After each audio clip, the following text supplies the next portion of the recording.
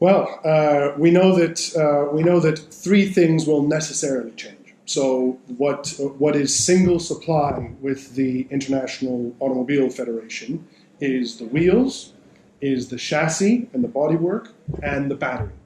So things won't necessarily change in that regard. It may still be the same companies providing it, but the technology we're sure will have moved on. So I would anticipate that the tires will have another evolution in terms of their sustainability, the material that goes into them, how they're used afterwards.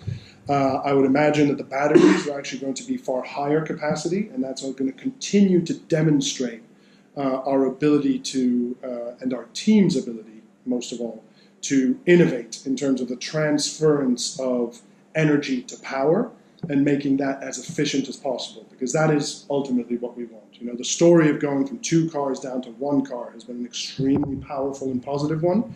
We want to continue that journey to help fans get over their range anxiety with EVs and start to appreciate better how they could take an electric vehicle and be able to drive it without worrying about running out of power.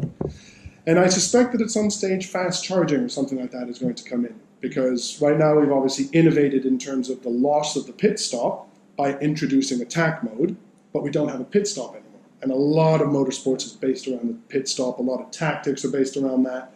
So if fast charging technology moves along swiftly enough, we may well be looking at doing some fast charging as reintroducing a pit stop in order to communicate on that. And obviously, we would expect that ABB will be very helpful in that on that front. But we'll see how it develops. Ultimately, the biggest changes are going to be dictated by our manufacturers and our teams in terms of how they develop their technology and the things that they can work on in order to be more efficient.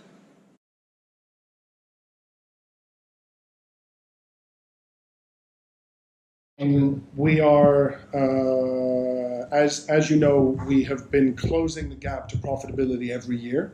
We are not a publicly traded, but a publicly listed company in Hong Kong. So our holding company actually releases its results annually.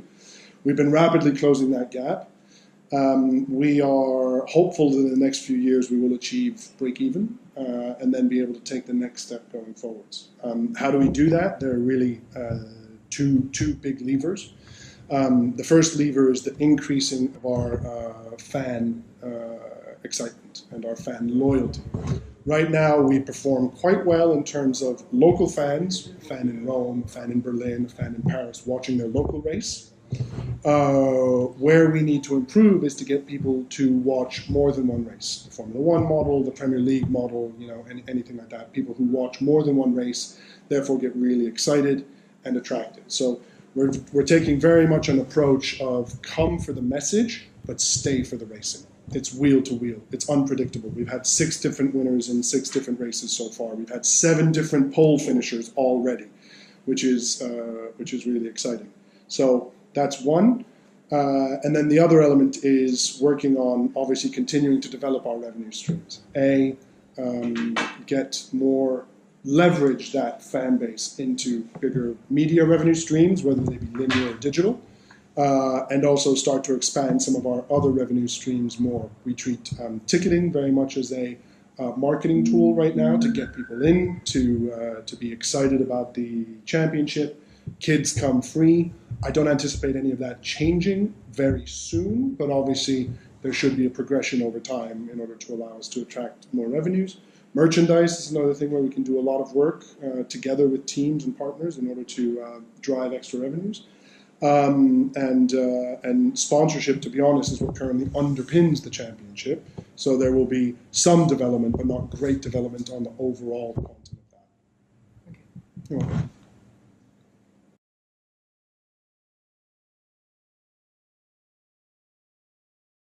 So we've just had in-principle agreement, just a few months ago, in-principle agreement between the teams, the FIA, and us that this will also last for 4 years.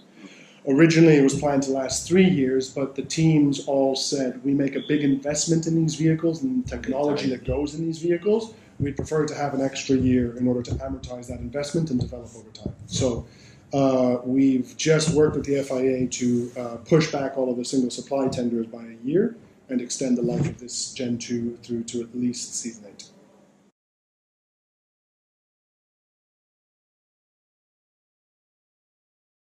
No, it's more than an idea. Alejandro and his partners have spent a significant amount of money on a ship, as I'm sure you know, the RMS St. Helena, so it is very real. We have a number of teams committed, a number more teams currently in discussion. We have one partner who's already signed and on board, that's Continental.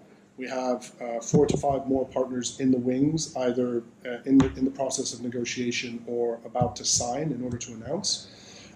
We have a short list of, I believe it is 25 locations that we will then send out our explorers to study where we should race, what the best solutions are in order to be able to race there, which will then determine what our calendar will be in 2021. Which is our first year of full racing with 5 races.